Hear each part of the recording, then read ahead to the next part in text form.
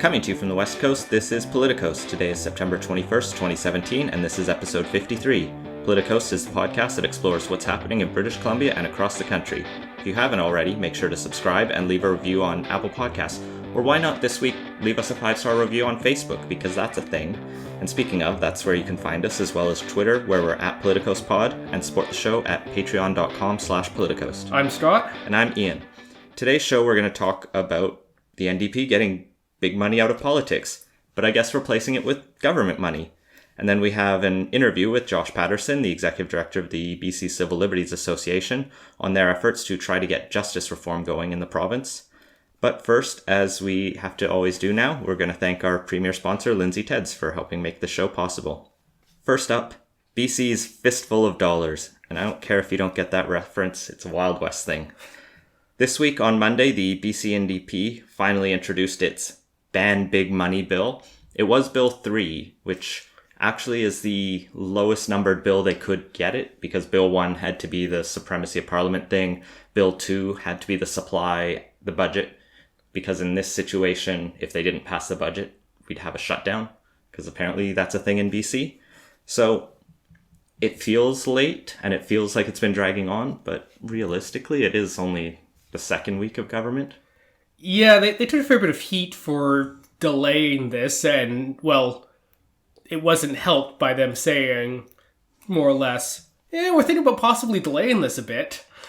But it's nice to see it coming fairly early on in the legislative session, although it wouldn't have hurt them if they, maybe dropped a few hints before now that they were going to be doing it quickly and kind of what was going to be in it.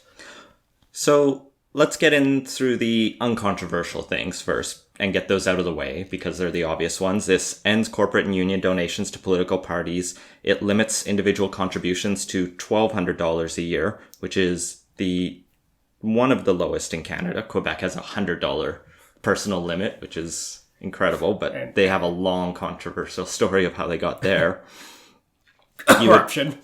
You would not be able to donate if you live outside BC, which also makes sense, because right now we have people outside of Canada donating to our political parties, and that's fine. There's going to be caps on third-party election advertising, and I looked specifically into the bill, because this is something that I always sort of get interested in, and there's going to be limits of $10,000, where if you are a third party and you spend above that, you have to report all of the donors you had who contributed over $250, where if you spend under that, it's a little bit easier to get away. And that's actually a pretty nice line, I think, for smaller charities who want to say, hey, this policy is something we want to talk about during the election, and we don't want to have to. Donors gave us money to maybe talk about that, because it's not always clear. So I think that's reasonable. I haven't delved deeply into it to see what everyone else has said. Interestingly, there's also going to be reporting requirements for party leaders, cabinet ministers, and parliamentary secretaries on any big fundraisers they go, including at private residences. And I think it's kind of major party leaders, which is the one key distinction there. So that's anyone with an MLA elected or who ran candidates in more than half the ridings. So I think possibly our friends at the Libertarian Party might be stuck with that one. That would be fun for them. There's also going to be campaign spending limits for candidates and political parties. Well, we already had those. There was the one rule we had, but they've been reduced to about 25%. And then there's a plethora of fines and penalties to make sure all of that is in order. The one thing they didn't really bring in, I don't think, was a ban on in-kind donations. And that's something that was in Andrew Wilkinson's bill that he put forward, because the BC Liberals wanted to try to scoop the NDP and just repeat the bill that they brought in the Clark Fake government. Yeah, only other thing there's also a separate $1,200 cap for leadership contests, which also basically mirrors the federal system. One of the interesting things that came out right away on this bill, besides the big controversial bit we're going to get into, was it's effectively retroactive. It says any money collected outside these rules in the past can't be used on future elections, suggesting you can use them on debts and pay down outstanding invoices and that kind of thing. And also kind of just for ongoing party expenses, staff, that sort of thing. But it doesn't make a huge amount of sense to me because money is fungible and you can't really track a single dollar through to make sure this dollar that was collected here goes there. The goal is just to punish the Liberals who've been collecting a bunch of big corporate donations recently and don't have a debt. Whereas the BC-NDP does, and they want to take the money they've been collecting at the fundraisers recently to try to not be in debt. I'm not saying it's a good thing. It's just probably where that came from. But everyone's forgotten about all of those other sections in favor of the public subsidy, or let's call it an allowance, because that's what it's in the bill, that will help these parties transition off of big money, because now they'll be getting a per vote subsidy from the provincial government. This is something that's set to be $2.50 per vote starting this year, reducing to $1.75 in 2021 and 2022, to be eliminated after that. All of those dollar amounts will be based on the election we just had, so hopefully the support remains about the same, or else parties are getting more or less money than they deserve, I guess. The idea is then we'll also have a committee struck to determine whether this subsidy should live on. Now, subsidies aren't new in Canada. The Chrétien Liberals introduced this exact same model when he brought in the end of corporate union donations at the federal level, and it lasted from 2004 to 2015 when Harper killed it in 2008, and it sort of phased out over the following few years. A couple other provinces also have political party financing. Quebec, which has the $100 per person donation limit, so if political parties need to get money, then that's where they have to get them. And I think also Ontario has brought it in as a transition thing with some of their new rules, and possibly some of the maritime provinces. But it's controversial because people don't like the idea of the government giving political parties money. Yeah, I'm not thrilled about this, personally. I'm kind of of the opinion that parties should be able to raise their own money and shouldn't be reliant on the government, and shouldn't also be tied to like a vote or anything. And there's plenty of times where you may want to vote for a party but not necessarily give them money, and but you're a New Democrat. Like, the bane of your party's existence is when people who would vote for you go and vote for the Liberals instead, as a strategic vote or whatever. And do you really want them to also be funding the Liberals at the same time? See, that's why I think this is great, because it attacks strategic voting. And it gives people, especially in ridings where there just isn't any reason to actually vote. So if you're in Kelowna West, the Liberals are going to win. But now the Greens there have a reason to go vote Green. The New Democrats have a reason to actually show up. And it's not a giant mandatory you must vote or you get fined, but you can give your team a bit more money.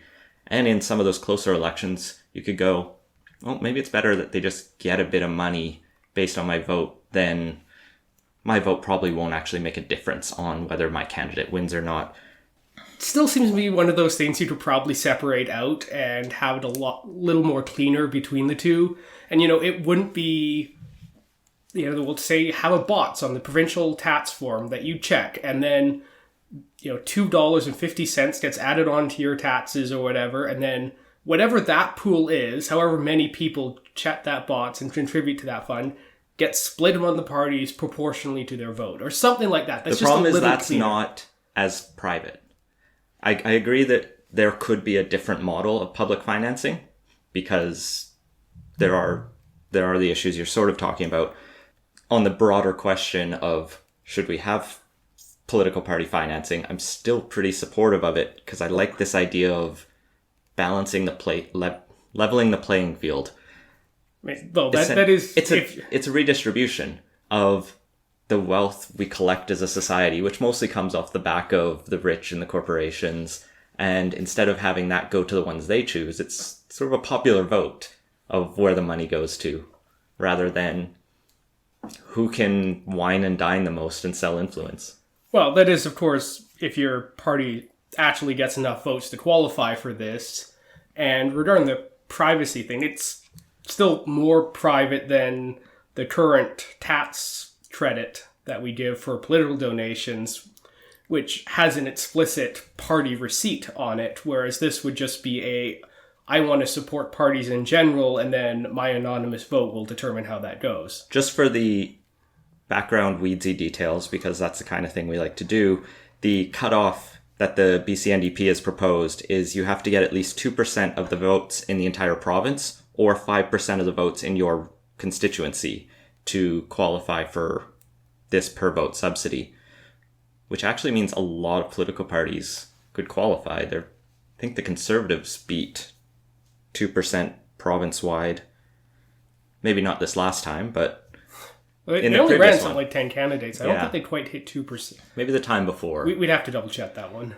But you could get parties that have no one in the legislature and maybe never. You have the idea then that we could be funding the Nazi Party of BC, not that the BC Conservatives are that, or it's going to be the Conservative Party of BC soon. It's a different story. But I still like the idea of let's get corporate and union money out. And I think the public subsidy could go really well with even the more extreme Quebec style. Like, let's ban almost all private donations out of political party financing. Yeah, I did see a little pushback on this that it, didn't go far enough, and we should have Quebec-style limits on this. And, even Alberta, where the NDP brought in their first donation limits, put a limit of $4,000 according to a Globe and Mail thing. I don't know if they went lower than that more recently. The federal government's right now around $3,100, and I think that's a combination of what you can donate to your constituency and the federal party. Yes, that is how it works. So currently there's I believe it's $1,550. Split evenly. Yeah, dollar cap on donations to your EDA and donations to a political party. And there's some rules about transfers between the two that helps keep that separate-ish. So getting back to the arguments around this, I've seen a lot of people on Twitter be really angry, which is why I want to defend it even more. But they throw out such bad arguments like, oh, we just can't fund political parties. I'm like, we already do. We give, like you said, these tax credits, which is essentially incentivizing donating to them. Which I would also like to see gotten rid of. And we reimburse campaigns for some of their expenses, and that's in this new bill. It's at the federal level. So there are public financing of political parties. It's just not as direct and obvious as your $250 is now going to the party you voted for. Oh, maybe you want to get rid of all of those. I would argue we could get rid of those, but keep the per vote subsidy or something akin to it. I think, though, the worst argument I saw on Twitter is someone told me it was a constitutional infringement because it violated their freedom of expression. And I just could not take that argument seriously. The government spends all kinds of money that you don't necessarily agree with. That doesn't mean it infringes your freedoms of expression or anything else. Even if you could make that argument, I still think there's a Section 1, this is a reasonable thing the government can do. And it's not really saying, Scott now supports giving $2.50 to the party he voted for. Better arguments against it that I did see when I quickly Wikipedia'd this was that this can entrench the established parties. It becomes really hard to start a new party if the big parties have big war chests that are funded by the government, but a new party won't get any money until it at least runs in an election. Yeah, and that is something that's where I think the tax credit actually does a little better on, is you don't have to have a minimum vote count to get eligible for it. I mean, it has its own problems, and I'd be fine getting rid of it, but yeah, it does definitely bias it towards the existing parties. Maybe we should just have more elections, and then it would be a faster system, more responsive. Plus, it would give us more content. There we go. But yeah, I think that one of the biggest things is that, it just makes the parties kind of more accountable to their members, and, the party actually has to go out and make the case for why they should be getting money rather than, just have it given to them as a consequence of getting a certain number of votes. I guess it just depends whether you think they should be accountable to members who have given money or people who have voted for them. Unfortunately, we don't vote enough. There's enough. I think there's enough incentive in both cases that that both have an accountability aspect. I think the problem is capitalism, though. So, of course, you would think that. There's no perfect model out there. I think maybe we should angle and look at this politically, though, rather than just on a fundamental, is this a good or bad idea? Was this a good or bad idea for the NDP to do? Obviously, they were going to put out ban big money, and the bill does mostly that. But John Horgan was on record, unfortunately for him, during the election, saying he wasn't really considering this. And now he's saying, well, I changed my mind. And there was a hint maybe it was the Greens, but now the Greens have come out and been saying, no, we didn't ask for this. We're not against it. We'll get a bunch of money. I'm not saying we'll get a bunch of money, but they will get a bunch of money. The Liberals are livid, but it's almost taking a really easy win for the BC NDP and either just trying to use that to try to get something more, saying, look, we already have the consensus on all of this. Can we get one more thing? And I don't know if that was a smart strategy or if it is trying to bite off more than they can chew. Well, we'll have to see how the public reacts to this. It's controversial and it's generating a lot of headlines for the BC Liberals at this point. The media class seems pretty upset about it, as well as the Liberal side. But if it does turn out to be just a transition off, it might not be the end. But that committee that could look beyond the next election is the red flag. I think a lot of people who really hate this plan, because I get there's people who are indifferent, maybe slightly don't like it, and not a lot of people who really like it, and only some people who sort of like it. But the people who really don't like it see that committee as just the Trojan horse to force this upon us forever. Yeah, I think it would be better if it just had a much more direct sunset clause in it rather than we'll put a committee together and only if the committee says no, we'll phase this out entirely. But maybe this is the concession that they could use to get unanimous consent. They could drop this entire proposal before third reading and get the Liberals on board. More likely, I think, with the situation in the legislature, they'll push it through with the 44 votes to the 41 Liberals, and this will be law fairly soon. All right, well, next up, I Skyped with Josh Paterson, the Executive Director of the BC Civil Liberties Association, last week to talk about the new petition for justice reform in BC. This interview was recorded on Friday of last week, but I think it's still current. Let's throw it over. Well, joining me now is Josh Paterson, Executive Director of the BC Civil Liberties Association. My obvious conflict is that I'm on the board of the BCCLA, but I'm on this podcast just as myself. But thank you for joining us, Josh. I'm glad to be here. So the BCCLA, along with Pivot, Community Legal Assistance Society, and West Coast Leaf, recently launched this petition to the new BC government calling for a number of reforms to the justice systems. Maybe you could tell me and the listeners a bit about why this came together as a coalition and why this is the time to be speaking up about justice reform. Well, that's a great question. So I think many of your listeners will be aware that for many years there have been some real problems in the justice system in British Columbia and lots of different areas of the system. One of the main problems, of course, is an inadequacy of legal aid. The dismantling from 16 years ago of community legal aid clinics, which were an efficient way of providing frontline legal services to people who can't afford them when they need those in their lives. That's one of the huge areas of deficiency in the legal system right now.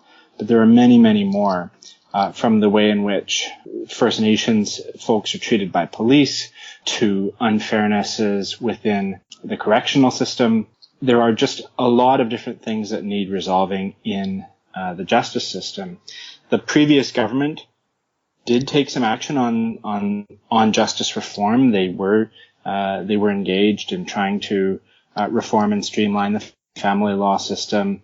They put some resources and thinking into how to change the operation of provincial courts and so forth. So it's not as if there was no activity at all over the last number of years. but there certainly wasn't enough activity to deal with some of the large problems that we see in the system. So we came together as the four groups in the province, the four civil society groups who have fairly broad justice mandates. We're not single issue groups. We work on across a wide range of issues in different aspects of the justice system. And we thought that it was important to be putting these issues on the map with the new government. In the platform of the New Democrats, they certainly had some commitments there to deal with issues and problems in the justice system, legal aid, and improvement to legal aid being one of them. But we know as well that, a number of the justice priorities that we have don't appear, for example, in the agreement between the Green Party and the New Democrats in terms of confidence and supply. And so we thought it was important to make sure that the provincial government does not lose sight of these important priorities amid all the other work that they've set out for themselves. Would you say that most of these priorities are just a matter of throwing money and resources at the problems, or are there sort of systemic things as well that they should be going after? Well, there's really a mix, Ian. I mean, some of the things that we highlighted on the day we launched were some relatively quick and easy things that the government could do, some of which would require the expenditure of money, some of which would be free and could be very easily done. For example, one of the things that the BCCLA and others have been quite concerned about is that there's no anti-SLAPP legislation in British Columbia. Ontario has a great model that could be basically taken off the shelf from Ontario and put before the legislature here that wouldn't cost the government particularly much. Obviously, injecting funding into legal aid and rebuilding a system of legal clinics across the province is much more resource intensive. So it varies from small fixes to larger systemic issues. And what we would really like to see action from quickly on the part of the government is in the short term, action on a number of the easy things, or we think that they're easy for the government to do as a show of good faith in terms of their concern about these issues. And we know that it takes time and resources and energy to deal with some of the larger systemic issues. Well, you're undoubtedly aware that none of these calls actually made it into last week's throne speech or the budget update on Monday, but some were in David Eby's, the Attorney General's mandate letter. Are you optimistic or are you a bit disheartened in this last week about the chances for this reform? Well, we know that, the throne speech is coming pretty early in the government's mandate, and this economic update is just an interim update. Certainly, we were disappointed, for example, not to see an increase in legal aid funding right off the top with the economic update that the government put forward. We're going to be watching for that in the budget next year. It's really something that's urgent, and money needs to start flowing sooner rather than later. So that is something we're certainly worried about. We know that the government has a lot of work on its hands. The government has already announced that they're going to be reconstituting the Human Rights Commission here in BC, which was a key demand of all of our groups. And so we're looking forward to pretty quick action on that. They've already announced that going back before the throne speech. So there's a mixture of optimism and careful watching. Ultimately, governments are just the people that make them up in terms of staff and elected officials and so forth, and people in the public service. There's only so much that they can physically do as a matter of human capacity. And we really want to make sure that a decent chunk of that human capacity is spent on making BC fairer and more just. One of those people who's in government, who I mentioned, David Eby, as you know and I know, is the former executive director of the BC Civil Liberties Association. Does that present challenges or make things just awkward in meetings in any way for you? We've had one meeting with the Attorney General since he was appointed, and no, it wasn't awkward. I mean, he has a new job now. I'll add, for what it's worth, that the most recent Attorney General in the Clark government was a former president of the BC Civil Liberties Association. So we certainly have adherents and supporters and even board members of the association on all sides of the political spectrum. I think that the fact that he has had a career as a human rights lawyer, who has been experiencing and seeing injustices and problems in how the justice system works firsthand for many, many years at Pivot, at the BC Civil Liberties Association as an MLA, even at the Department of Justice, where he was an articling student working in the federal legal department. I think that that's a really great set of experiences for an Attorney General to have. And it's not only us who's saying that. Former Attorney General Jeff Plant says much as well, that's an important perspective for an Attorney General to have. And it's not one that Attorneys General often do have. Often they're drawn from other areas of the law. And it may take them a lot more briefing and learning about how the justice system serves or fails to serve marginalized people before they get the sense that that is a priority. David Eby is not going to have that learning curve. He'll have lots of different learning curves, but he's going to understand intimately a lot of human rights issues of discrimination before he even gets started. One of the specifics you are looking at is for BC to ultimately abolish solitary confinement. Obviously, you're hoping for a very good result in the lawsuit that's just finished, the trial that's just finished. What kind of steps do you think the provincial government could do to end solitary confinement? And how's the trial going? Well, to clarify for your listeners, the BCCLA just completed an 8 or 9 week trial against the federal government for the use of prolonged and indefinite solitary confinement in federal prison institutions here in BC and across Canada. Our concerns also extend to the provincial jails, where it's been well documented that there is an overuse of solitary confinement, and in many cases, far too many cases, a use of very lengthy solitary confinement where prisoners are held for weeks and months in very small rooms, the size of a bathroom, perhaps in someone's apartment. It even has their toilet in it. And they can be held there for up to 23 hours a day with very little by way of meaningful human contact, ability to exercise, programs that would perhaps be available to other prisoners, etc. This is a human rights violation, plain and simple.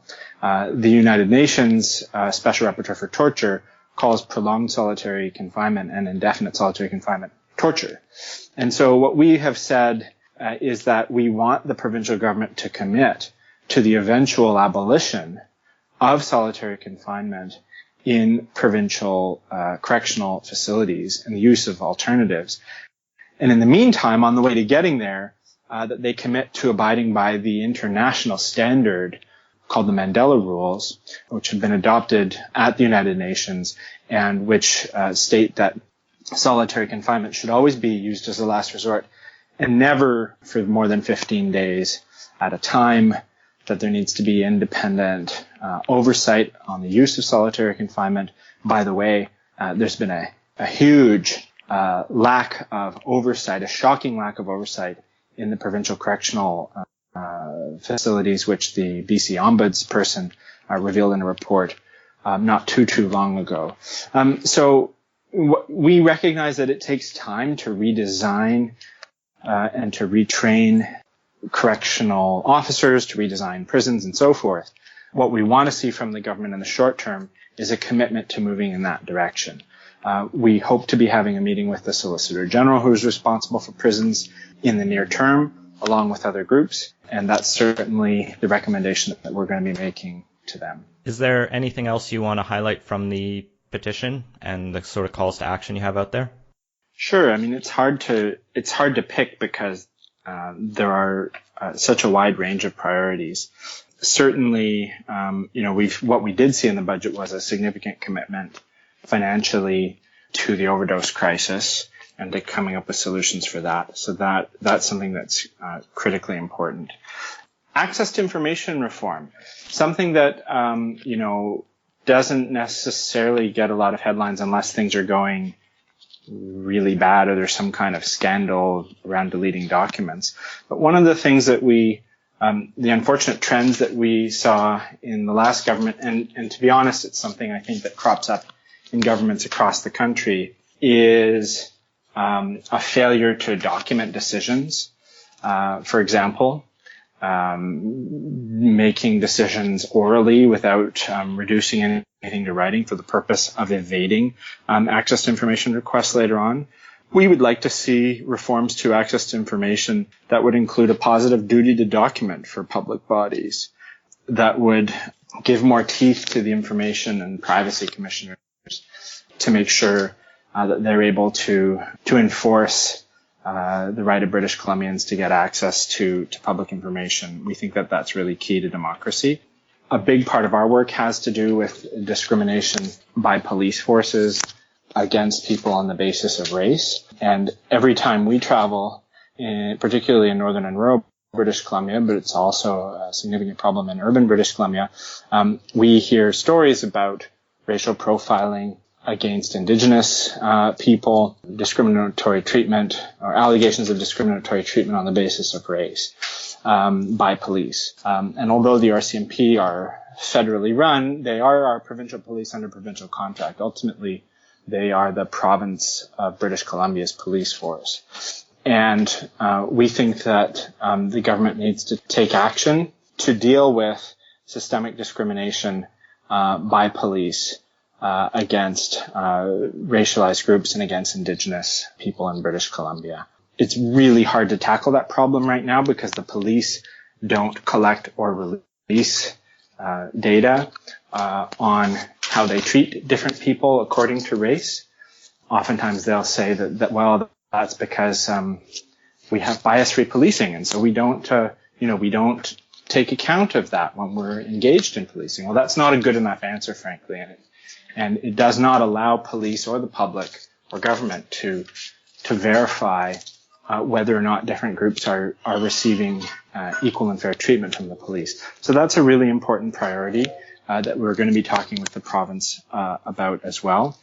A final thing that I'd just like to draw listeners' attention to is something that hasn't really gotten very much public attention in the last number of years, but it's the civil forfeiture regime here in British Columbia, which has really run amok with problems. This is where when someone is sort of accused of criminal activity, but they're not necessarily convicted or even they don't have a trial or anything necessarily in relation to the criminal activity, the Civil Forfeiture Office can swoop in and can seize property from folks. And the last government, during the tenure of the last government, we saw the use of civil forfeiture increasing in a really kind of runaway way here in British Columbia. We even saw changes where before there was some court oversight over civil forfeiture, that oversight was removed, or that automatic oversight by courts was removed for seizures of less than $75,000 in value. And it's very costly for individuals to fight the Civil Forfeiture Office in the courts. It requires them to file an application at court and actually to fight the government off. And so what has happened in many cases is that people don't bother to wage that fight if the assets that are being taken away, when they've been convicted of no criminal offense, these are people who are legally innocent, having their property taken away from them, many of them are throwing up their hands because it may cost as much or more to fight the Civil Forfeiture Office than the worth of the asset itself, whether it's a vehicle, snowmobiles, property, who knows what.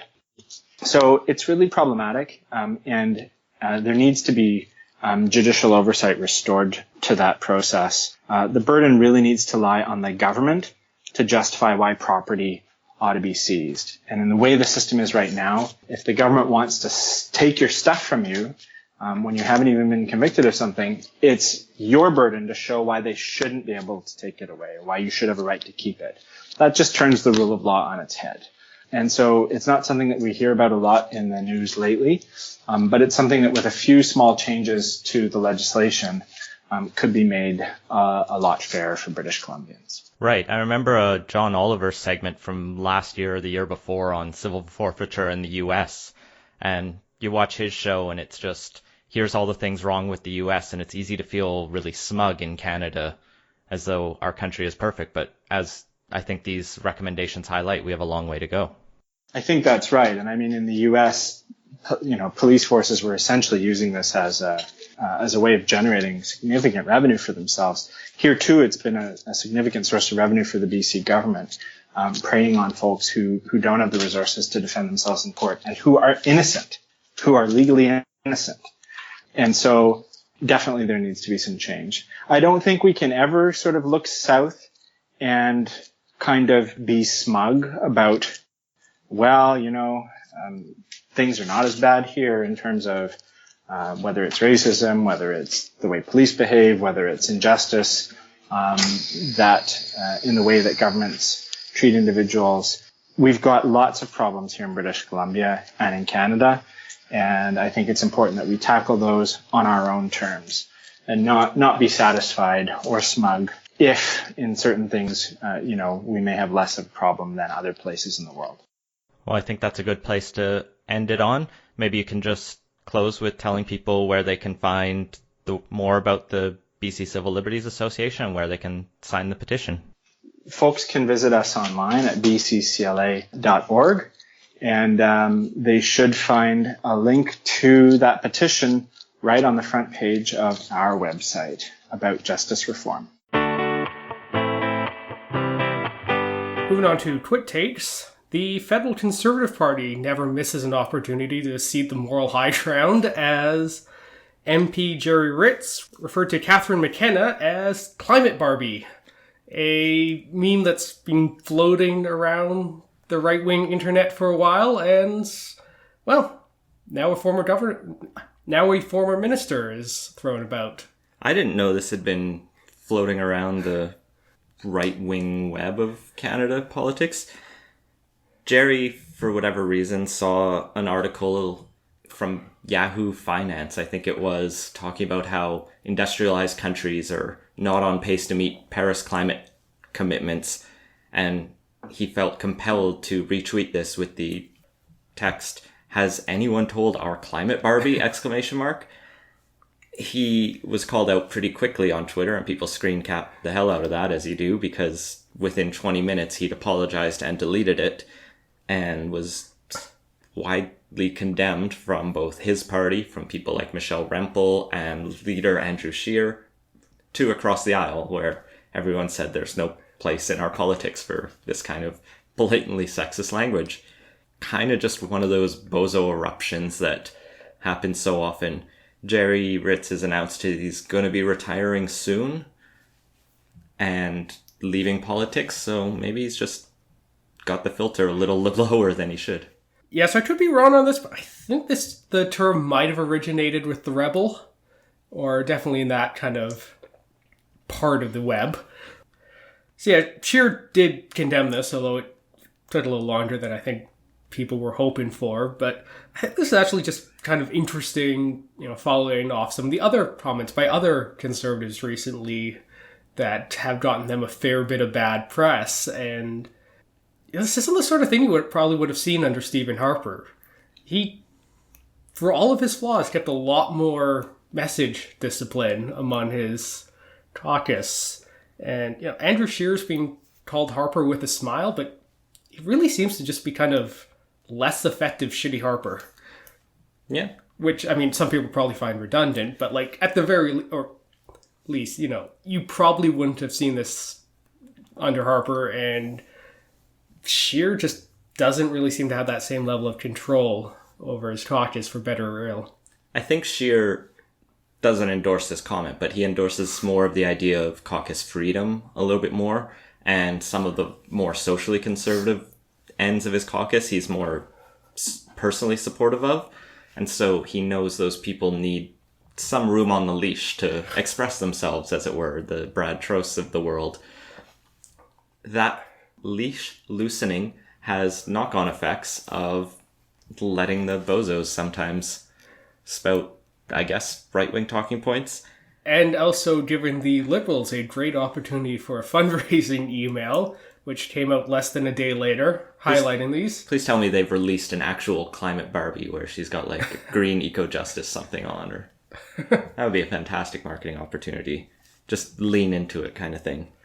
Yeah, I'm not sure the IP rights would have come cheaply on that one. Well, the story that's been going around Vancouver, but also every city's local press for the past couple weeks, is this Amazon looking for a second North American headquarters location and asking for requests for proposals, and really just almost running a con job on just making every city bow before King of Amazon. Yeah, it's not unusual for cities to try and sweeten the deal on this, but it's rare that a company is so blatant in its asking for such deals. Yeah, it's not usually a press release and international media. Anyway, Amazon is promising that wherever it opens a second office, there'll be 50,000 jobs with an average salary of $100,000 US. And so Vancouver's put in its bid, as has Toronto, Ottawa, Montreal, Winnipeg, Calgary. I know people in Edmonton circulating stories about this. It's not going to go to Edmonton. It's not going to go to Vancouver because we're a 3-hour drive from Seattle on a good day. And that's where our first headquarters is. They're at very least going to go to the East Coast. If they go to Canada, it'll be Toronto or Montreal, because that wouldn't make sense. Probably not Montreal. They don't have to deal with the language laws. It'll go to Toronto then, or Mississauga, but it's not going to come to Vancouver. But that didn't stop Green Councillor Adrian Carr from getting irate over this and saying that Amazon coming here could have negative impacts on housing affordability, transportation, and small businesses, I guess. I think her point was council should have had a say on a big proposal like this, which is maybe getting too much into the nitty-gritty of tying the hands of the executive of the city, but we do have a city council. It is a democracy. Yeah, I'm hard-pressed to see how small businesses would suffer from having $5 billion of new salary in the region to be spent. It's not Walmart, right? It doesn't suck up the oxygen of local businesses. People don't buy from Amazon because it's in their neighborhood. They buy from Amazon because it's not in their neighborhood. So, yeah, it's a headquarters job. These are people who are going to be sitting behind desks. They're not actually going out delivering packages. And there's also going to be a lot of people getting or losing those jobs, which benefits those small businesses in town more. Yeah, but perhaps the weirdest part was the idea behind it that, it would just be out of the question or have horribly detrimental effects for 50,000 people to move to the area. And that's assuming all 50,000 move here, not some of them are hired locally. But that's going from 2.46 million to 2.51 million. It's not a huge step up. It's a 2% increase in the metro population at that. Which happens every couple years organically anyway. Yeah. We've had, 7% growth since the last census? So it's, this is hardly, out of the question, and I'm a little surprised someone who, in theory, should have a good sense of the city and the city's growth should be shocked by this. It's a story that she knew would get her in the newspaper, and all press is good press. I mean, there are valid reasons to be against the idea of bidding for this, mostly the idea of bidding for it in general. This government of any level shouldn't be in the business of handing out subsidies to profitable or, unprofitable companies, as we'll probably get to a little later, and helping them out that way. But, that's a fine position to take against this. The fact that 50,000 people might move to the area, that's a dumb reason to be against this. Kind of the other big tech news this week was the Hyperloop has announced their kind of 10 candidate possible routes, and Canada had one of them, specifically the Toronto, Ottawa, Montreal corridor. So this is Hyperloop 1, and they're looking for 3 full-scale test systems by 2021, which, that's incredibly unrealistic, among other reasons to be unrealistic about this. So there were 9 other entries, including 4 in the States, 2 in the UK, India, 1 in Mexico. And there's another Canadian company, Transpod, that also kind of wants a system on this. But this is just kind of one of those things that, makes flashy headlines, but I'm not really sure will be going anywhere. I could see them breaking ground in 2021, but having 3 systems running in 4 years, we can't even get a highway built. We can't get a bridge built in this city, let alone a theoretical high-speed rail type thing connecting hundreds of kilometers. Yeah, so this would be roughly a 600-kilometer route of a unproven transportation system, and the regulatory hurdles alone will take it to 2021. But it'll get you there in 30 minutes, 39 minutes or something like that. So Transpod, that wants to do the same thing but is a Canadian-based company, its goal is 2025, so maybe it's being more realistic. It says it's also looking at a number of Canadian routes like the Calgary-Edmonton corridor that's pretty busy. It's basically the only other route in the country that might even make sense on this one.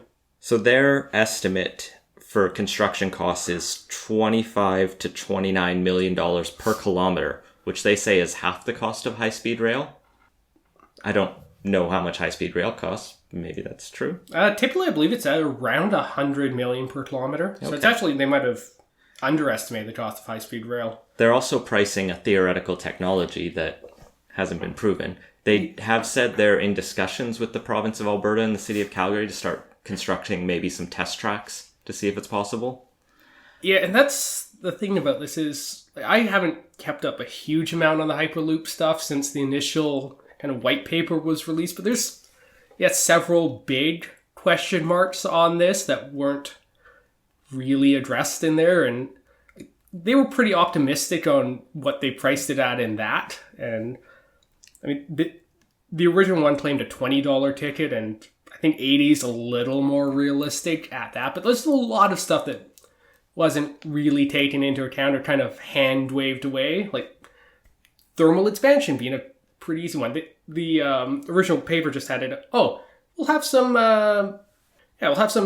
special expansion joints at the terminals, and that'll just solve it. But, if you actually do the math on what a 600-kilometer steel tube will do in the temperature variations you see in Eastern Canada, it'll change length by 530 meters based off Ottawa's climate data. Like, there is no joint in the world that would accommodate that and be airtight. Well, in Alberta, it can go from minus 20 to... You can have a 40-degree temperature swing during a Chinook in the winter in a day.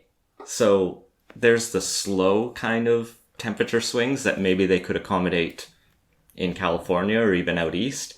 But Alberta's got some wild weather, I guess, that maybe they'll figure it out. We have to dream, right? Yeah, I'm not saying that the Hyperloop can't work, but there's a lot of challenges, like how you maintain a very low pressure system over 600 kilometers while the thing moves hundreds of meters. And, you can't do the easy solutions that pipelines do, for example, because you actually have to have a very nice straight track to, avoid acceleration that will kill people when you turn corners. So there's a bunch of stuff they have yet to figure out or get approved by the regulators. And, there's no CSA standard for Hyperloops. So there's a few things to sort out in the meantime. Well, that's why I like the quote in this Toronto Star article that we'll link from one of the politicians who was looking at it, who said, yeah, I won't be the first person to ride that, but if it goes ahead, that's cool. That's about, I think, a reasonable level of skepticism about it. For another demonstration of why transportation issues are so politically toxic and messy, we only have to look at the last week's pissing match, essentially, between the Government of Canada, Bombardier, and Boeing in this weird trade dispute lawsuit that's going on. I'm not going to get into the specifics of why Boeing's suing Bombardier. It's government subsidies and planes looking like they're cheaper and whatever. The big thing is that Trudeau, while he was being asked about this, I think while he was in England or something like that, he says, we're not going to do business with a company that's busy trying to sue us and put our aerospace workers out of business. Basically really doubling down on Bombardier's side, Bombardier being a Quebec-based aeronautical engineering firm versus Boeing's the American one. And ironically, Boeing is the manufacturer of the Super Hornets that we've talked about that Canada is going to buy as our sort of interim fighter until they're finished their procurement redo, which is probably going to land on the same result. But Trudeau is now saying, yeah, we might have to cancel our deal with Boeing over these Super Hornets over this, just further putting the replacement of our fighter jet fleet in limbo. Yeah, so the fighters were actually originally slated to be decommissioned in 2017, but that was 10 years ago, and that date's got extended quite a bit since then. And I have some reservations about the Super Hornet thing, but just delaying it's not a great idea. But that's the trade dispute between Bombardier and Boeing's just kind of stupid. Yeah, they both get subsidies. It would probably be better if neither of them got subsidies, but it's really not worth getting a piston match over. And you know what? If the American taxpayer wants to make it cheaper for Canadians to fly, I actually don't have a huge problem with that.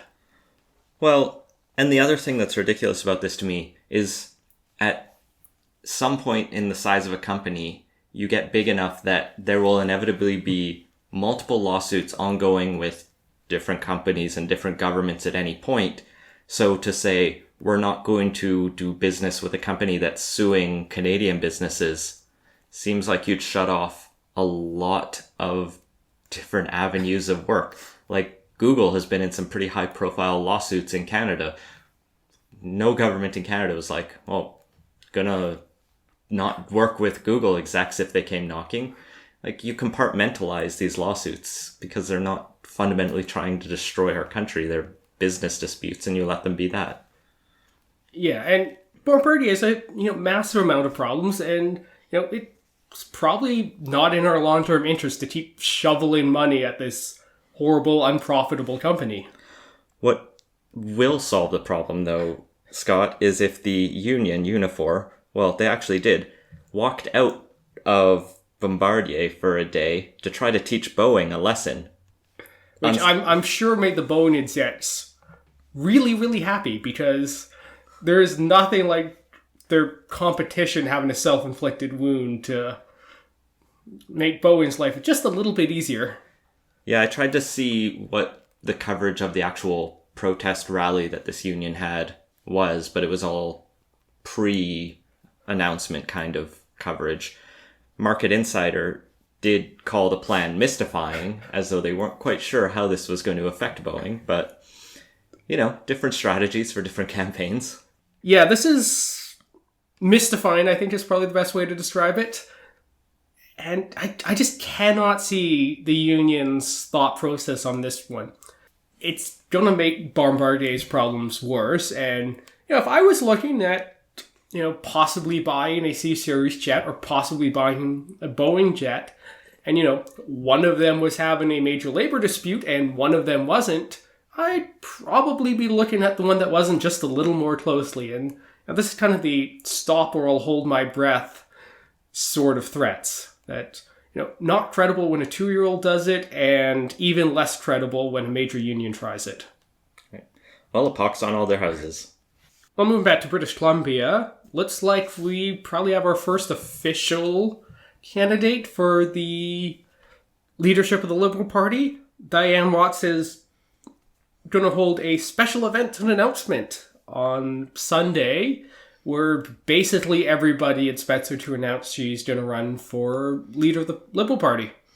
Diane Watts is the former mayor of Surrey and has been the Conservative Party of Canada Member of Parliament for South Surrey and White Rock since 2015. She has been touted as a potential candidate and was a very popular mayor. She destroyed some of her credibility during the election that year by running the criminals and terrorists are under your bed type flyers in the riding, but I guess that's what you have to do when you run for the Conservative Party. You buy into it full tilt. She is making her announcement in Surrey, which makes sense. It's where she'd probably have the biggest base of support and can try and generate some early buzz. She's got the advantage of being a Metro van Liberal, which in a time when the Liberals don't have as strong of a base in Metro Vancouver as they used to, probably plays to her advantage, but longer term over the leadership race, it's hard to say how it'll play out if other people come in. Yeah, if I was the Liberals, this is kind of like the type of candidate I'd be looking for this sort of thing. Fairly popular, Metro Vancouver person with, executive experience, either kind of high-level ministry or senior municipal politician, fairly well-liked. I wasn't living in the metro area by the time she'd left office in Surrey, but, from what I gather, there isn't kind of a huge black spot on her record or anything that might give people a serious pause there. And, if the Liberals want to come back in, 2, 3, whenever we actually have the next election from now, want to come back in a couple of years, they need to win a bunch of the Metro Vancouver ridings. And yeah, some from Metro Vancouver is probably where they want to look, because basically got the interior fairly well locked up, and this is where the gains are to be had. Well, one of the things that's not going to help them come back is the fact that the first leadership forum debate type event that they're going to hold on September 29th is a, quote, closed-door affair for party officials with no media invited. Which, if anything, shouts closed off, connected to big money, corrupt kind of party. We're not having a public debate right away. It's, let's, let the deep party insiders suss out who's the right person to back. Yeah, that just strikes me as a terrible strategy, because whoever wins, you want them to have like a fair bit of buzz and, have people talking about it throughout the leadership race. Well, you want the whole race to have buzz. You want the whole race to be exciting and for it to be a reason for people to join your damn party. Yeah, and, a few rumors coming out of a closed-door meeting, it's just not that. And it's, mystifying, I guess, on the strategy behind having a closed-door leadership forum. It's the same old BC Liberals, as Vaughn Palmer tweeted out. Well, speaking of Surrey, we'll close off with one final story about a weird move by the city of Surrey to tell 175 homeowners in one neighborhood, Clayton Heights, that they need to decommission all of their secondary suites by January 31st. This is estimated to mean that about 300 people are going to be kicked out of their rental suites. And considering Surrey has a vacancy rate of 0.4%, they might not have anywhere to move to. Yeah, so Surrey actually has a lower vacancy rate than Vancouver does, and, it is not easy to find an apartment here. And it's expected that could mean up to twice the rent they're paying now if they find a place. And the real kicker is this whole thing got spawned because a bunch of people complained about the parking. So, just let that sink in for a moment, that as far as the city of Surrey is concerned, if you're a car, you'll never have to worry about a home, but if you're a person, good luck, I guess. And I feel renters are less likely to own cars than homeowners. Just statistically, I'm guessing. So this is punishing the people renting for maybe the owners having too many cars. Maybe the renters, especially if you're in a more remote part of Surrey, because it is a fairly sprawling suburb relative to some of the denser cores that have better transit options, you would have to have a car to get around. But it's just so vindictive, and it's dumb. What's the other option? You pulled out this stat in here that Surrey has only built 2 purpose-built rental buildings in the last 30 years. They've built a lot of single-family homes. They've built a decent number of condo buildings, especially in some of the central Surrey City Centre, or whatever they're calling it, areas. But that doesn't serve the other big chunk of people who either can't afford to buy a home because it's Vancouver, or it's not the right time because, you're just out of college or something. Yeah, this whole thing is just the city government completely losing sight of, what should be the priority. And, parking should just not be it. Like, either put in a permitting system or, charge for street parking. Like, there's a whole bunch of ways to do it. Or, I like the Japanese approach of You can't register a car until you prove you have a parking spot for it. There's a bunch of ways you can do that. Now, granted, Surrey can't do that last one on their own, but the metro area doesn't have a parking problem. It has a housing problem, and making the housing problem worse to solve a non-existent parking problem or a highly concentrated parking problem is just not the right way to go about things. So the residents do have a petition online, and we'll throw that in the show notes if you live in Surrey and feel like signing that. And that has been Politicos. Find links to stories we mentioned in the show notes at politicos.ca. Make sure to subscribe wherever you listen to podcasts and follow us on Facebook and Twitter at PoliticosPod. Leave us a review and let us know what you think. Support the show and get early access to our interviews at patreon.com/politicos. And if you have ideas for the show, feel free to send them to us. Thanks for listening.